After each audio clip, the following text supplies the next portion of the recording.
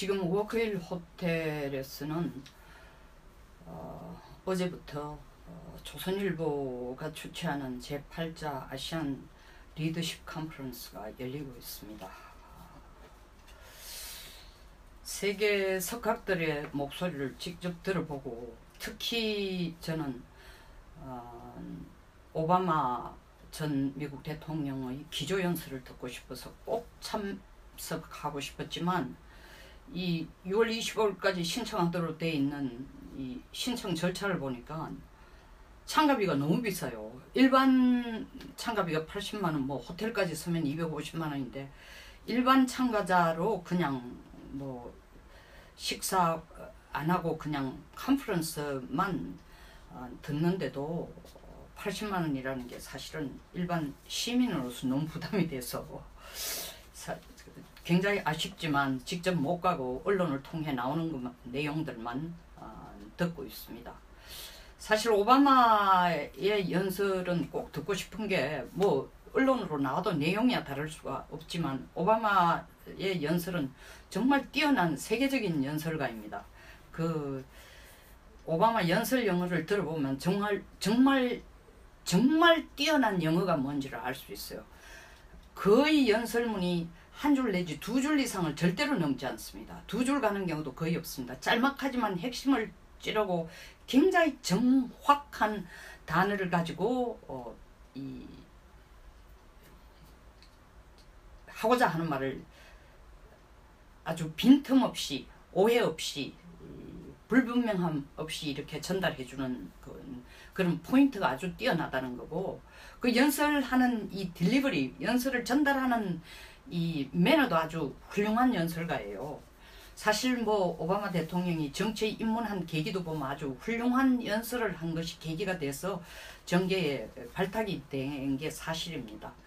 또 뿐만 아니라 저 개인적으로는 70년대에 그 미국을 가서 공부를 할 때, 하와이 대학에서 제가 공부를 할 때 오바마의 부모님 두 분이 저 하와이 대학 선배이고, 또 제가 받아간 장학금을 똑같이 받은 선배이고, 또 오바마는 하와이에서 가장 그 유명한 푸나호라는 사립고등학교를 나왔습니다. 그 사립고등학교는 하와이에서 가장 머리가 뛰어나고 또 돈이 있는 자제들이 들어갔는데, 그 당시에 사실 하와이 전체 인구의 흑인이 1% 정도밖에 안 되는데 그 갈 수 있었다는 것이 정말 부모들이 학구열이 대단했다라는 그런 차원에서 여러 가지 뭐 옛날 향수도 생각나고 이래서 오바마 대통령 얼굴을 그래도 같은 공간에서 멀리서라도 한번 쳐다보려고 했는데 그게 80만 원이라 하니까 일단 포기했습니다. 뭐 약간 잡담 같지만 사실 굉장히 아쉬움도, 저도 하와이를 5년이나 살았으니까 거기서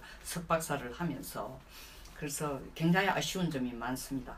어쨌든 다시 본론으로 되돌아오면은 이 석학과 세계 비즈니스 정상들, 그리고 또 이 전직 세계 정상들, 이런 분들이 모여가지고 이번 제목이, 컨퍼런스의 주제가 초불확실성 시대의 뉴 리더십이라는 주제로 여러 가지 토론을, 뭐 비즈니스계, 그 다음에 세계의 사회 문제, 뭐 인종 문제, 문화 문제, 정치 문제, 외교 문제를 다 건드리고 있습니다. 그 오바마 대통령의 기조연설의 핵심은 세계가 지금 변곡점에 서 있다라고 진단했다는 겁니다.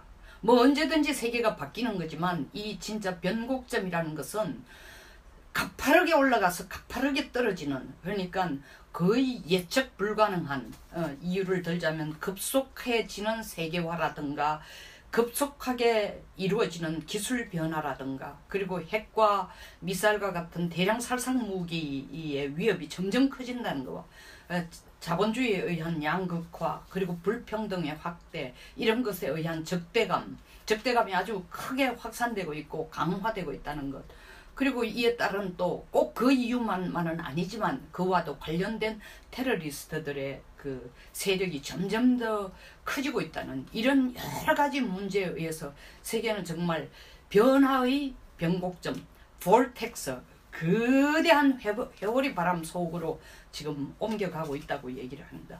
이러한 불확실성 시대에서 사실은 승자와 패자를 가르는 것은 리더십의 역할이고 때문에 리더가 너무 중요하고 이러한 리더가 절대로 반드시 피해야 될 가장 큰 위험이라는 것은 소위 말하는 포퓰리즘에 빠져서는 안 된다는 것입니다. 그러니까 포퓰리즘에 빠지기 시작하면은 이런 것들을 보는 비전이 생길 수도 없고 정확한 비전을 가지고 국가를 끌고 갈 수 있는 능력이 부족해지니까 국가를 진짜 패망하는 국가로 끌고 가거나 이기는 국가로 승리하는 국가를 끌고 가는 게 바로 리더의 객관적인 시각, 포퓰리즘에서 벗어난 시각이고 포퓰리즘에서 벗어난 리더십이라는 것을 꼭 오바마뿐만 아니라 다른 이 석학들도 공통으로 지금 이 컨퍼런스에서 지적하고 있습니다. 국내 언론들은 연일 한미 정상회담을 굉장히 문 대통령이 잘하고 왔다고 칭찬 일색입니다. 사실 워싱턴으로 갈 때보다도 더 많은 숙제를 안고 돌아왔을 뿐인데도 말입니다. 방위비 분담 문제라든가 FTA 재협상이라든가 그리고 또 무역 역조라든가 미국이 가장 큰 관심을 갖는 게 FTA 재협상이라는 채널을 통하지만 실제로 무역 역조가 미국의 최고의 관심사입니다. 제가 어제 방송에서도 지적을 했지만 이것 하기 위해서 트럼프는 무슨 수라도 쓸 것입니다. 다시 말하면 웃으면서 다른 나라 정상에 오면 안아주고 포옹도 하고 길게 악수도 하지만 결국 미국에 손해되는 짓은 절대 하지 마라. 미국 무역을 지금 무역 적자를 너희들이 해결해내라 하는 게 딱 핵심입니다. 그거 하나만을 원하는 거예요, 트럼프는. 근데 이 뭐 하나 속 시원하게 우리가 한미 정상회담에서 결론이 난 것은 사실은 없습니다. 사드를 즉각 배치하라라는 그런 정말 협박조적인 문구가 안 들어갔다든가 북한 핵 문제에 대해서 한국과 미국이 공동으로 협력을 강화하겠다라는 이런 문구가 들어갔다고 해서 한미 정상회담 자체가 성공적이고 한미 동맹이 재강화됐다고 계속 결론을 내리는 것은 제가 초를 치는 게 아닙니다. 이렇게 결론을 내리는 것은 국제관계를 너무 단순하게 보고 있다는 거죠. 사실 대선 때뿐만 아니라 대선이 끝나고 대통령이 되고 난 뒤에도 트럼프 대통령은 계속 끈질기게 주장해온 것이 내 전임자인 오바마 대통령이 뭐 전략적 인내라는 희한한 그 strategic patience라는 희한한 전략을 가지고 이 북한을 이때까지 길들여온 게 아니라 북한의 미사일과 핵을 간만 키우는 발전시키는 그리고 북한의 간만 키우는 짓을 해왔으니까 나 그거 절대 안 한다. 그래서 더 이상 strategic patience, 소위 말하는 전략적 인내라는 건 없다 라고 주장해오던 트럼프가 막상 문재인 대통령을 만나서 문 대통령이 꼭 이 제재와 압력이 최고의 약은 아닙니다. 대화도 하면서 때에 따라서는 압력을 가해주는 것이 북한을 비핵화로 끌고 갈 수 있는 최고의 약입니다 라고 얘기했을 때 트럼프 대통령의 대답은 안 돼가 아니고 그럼 당신이 한번 해보시오 하고 아주 이 큰 선심이나 풀듯이 이 답을 줬습니다. 그렇게 허락을 했습니다. 근데 이렇게 신뢰와 너그러움으로 가장된 진짜 트럼프 대통령의 You may do it, you may try it, 한번 해보세요 라고 한 실제적인 그 진짜의 진위는 무엇일까요? 한번 들여다보면 첫 번째는 중국도 4월 초에 말하라고 해서 만나가 북한 핵 문제에 적극적으로 나서가겠다 했는데 그 후에 시간이 3개월 정도 지났지만 정말 마음에 드는 결과가 안 나왔으니까 뾰족한 수가 없다. 그런데 한국이 기꺼이 나서서 하겠다니까 한번 해보시오. 뭐 이럴 거 미국으로서는 크게 없으니까. 그러나 내가 당신이 얼마나 잘하는지 두고 볼 것이오. 그리고 시간을 무한정 주는 거 아니라는 것도 알고 계세요. 이 생각으로 문 대통령이 해보라고 했을 겁니다. 두 번째는 트럼프의 진짜 생각은 뭐냐 하면은 정말 당신이 김정은을 불러내가지고 비핵화에 대한 얘기를 할 수 있을지 내가 한번 보겠다는 겁니다. 문 대통령이 사실 정상회담을 미국에서 할 때에 김정은이가 한 얘기가 뭡니까? 김정은 국방위원장이 한 얘기가 뭡니까? 사대주의적인 그런 뭐 회담을 하고 있는 문 대통령하고는 내 만날 생각도 없다라고 얘기했어요. 사실 그게 진짜일까요? 아닙니다. 사대주의적인 거는 만날 북한이 우리를 비난할 때마다 한미관계란 용어가 나올 때마다 써먹던 이 뭐 하여튼 완전히 뭐 상습적인 용어고 너무나 관습적으로 해서 왔기 때문에 새로운 용어도 아닙니다만은 결국 김정은이 문재인 대통령을 만나는 경우는 딱 하나일 겁니다.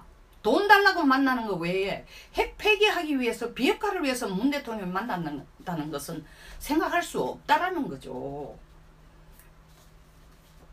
이 8회 아시안 리더십 컨퍼런스에서 본인의 관심을 특별히 끄는 것은 브루킹스 연구소와 그리고 헤리티지 재단이 국내 한국 그 전략 연구 재단과 같이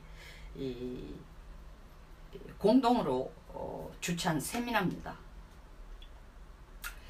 그들의 북한을 이 브루킹스 연구소나 헤리티지 재단의 북한 전문가들이 북한을 보는 눈이 저희 눈길을 끌었다는 얘기입니다.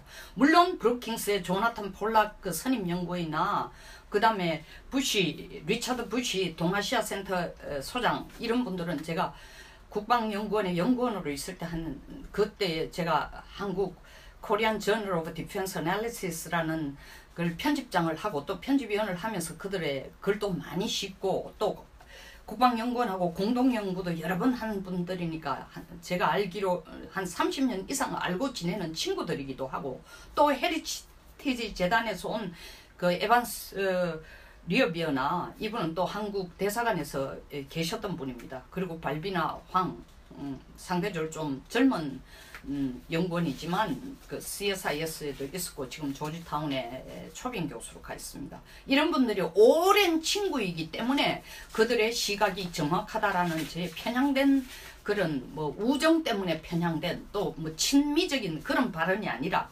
북한에 대한 그들의 시각은 또 분석은 우리보다 훨씬 덜 편향적이고 객관적이고 그리고 현실적이다라는 것을 저는 지적하고 싶습니다.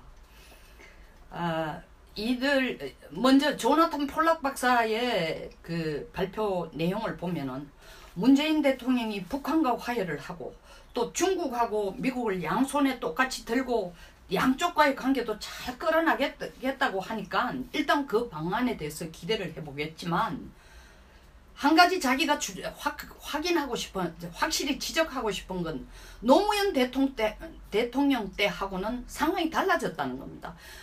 맞습니다. 노무현 대통령 때는 북한의 김정일 국방위원장이 노무현 대통령을 만나고 싶어 했습니다. 물론 돈 때문에 만나지만 그래도 만나고 싶어 했습니다. 근데 지금은 우리가 한미 정상회담을 하고 있는 중에도 김정은이가 문 대통령이 하는 짓을 보면 못 만나겠다고 초를 치는 것처럼 그게 그 변명이 아니고 그 본심이에요. 김정은은 문 대통령의 대화 노력을 공개적으로 비난할 뿐만 아니라 모두 거부하고 있습니다. 어떻게 만납니까?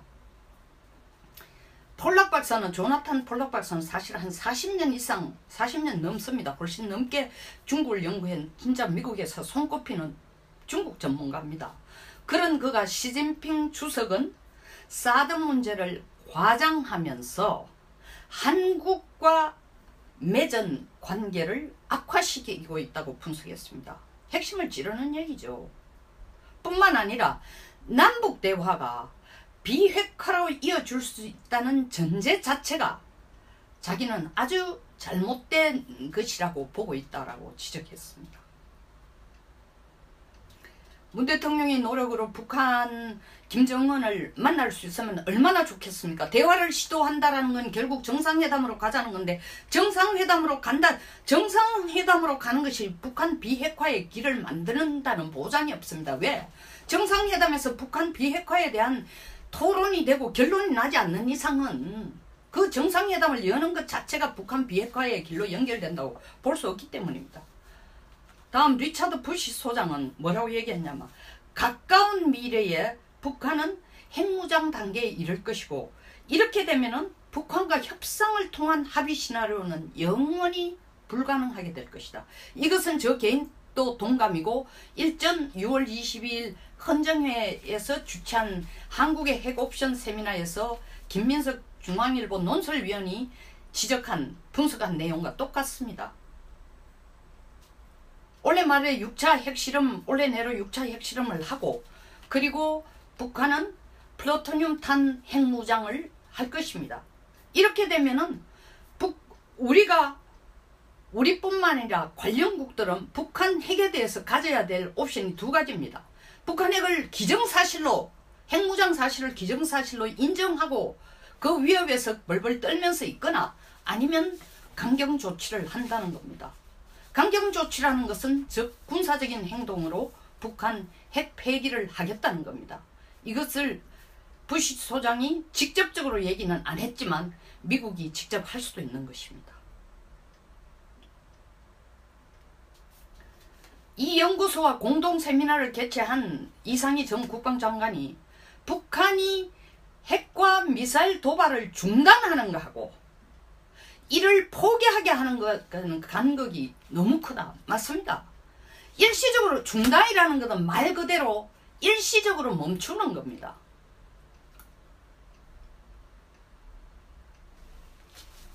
그 다음 또 어느 시점 지나서 또 되풀이할 수 있고 또 시작할 수도 있습니다. 그게 중단이에요. 그리고 도발 중단한다는 것은 사실은 핵 비핵화하고는 정말 다른 차원의 얘기입니다. 이것이 현실적인 시각입니다. 도발 중단하고 핵 비핵화는 전혀 다른 거다. 다른 차원의 문제다. 이런 현실적인 시각이 있다면 어떻게 북한이 핵과 미사일 도발을 중단하면은 한미 군사훈련을 줄이고 한국에 전개되어 있는 미국의 전략자산을 줄일 수도 있다고 지도자가 말할 수가 있겠습니까?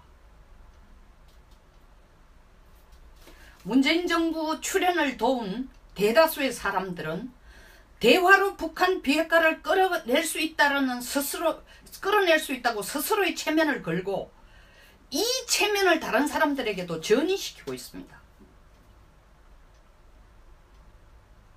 이것이야말로 포퓰리스트적인 접근입니다.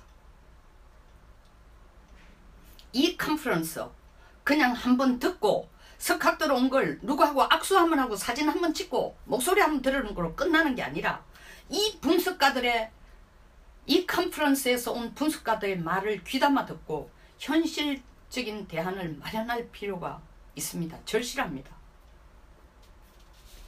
북한이 6차 핵실험을 연내 끝내고 플루토늄 탄으로 핵무장을 하면은 미국 전문가들이 말한 것처럼 핵무장을 한 북한은 더 이상 협상 대상이 될 수 없습니다. 그러면 대화가 아닌 강경 정책만이 남은 선택지입니다. 아무리 국내 문제로 정신이 없는 트럼프라 해도 핵을 무장한 북한을 무한정 내버려 두진 않을 것입니다.